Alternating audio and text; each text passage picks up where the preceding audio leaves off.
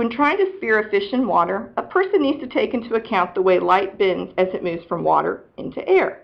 The bending of light as it passes from one medium into another is known as, okay, the possible answers are A, reflection, and reflection is when the light bounces off of a surface. So that's light bouncing off. Kind of like we see in a what? Hopefully you all said a mirror. Refraction is when we bend light. Diffraction is when light bends, but specifically through a slit.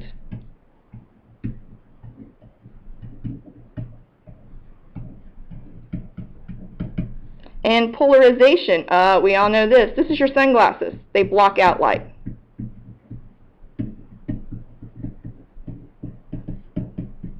Okay, so let's go back and see what we think is going to be correct.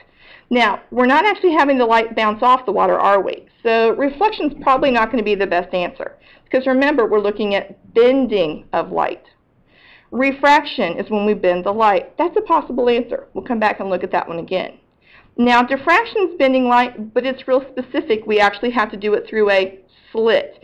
And we didn't read anything up here about a slit, so that's probably not going to be our best answer.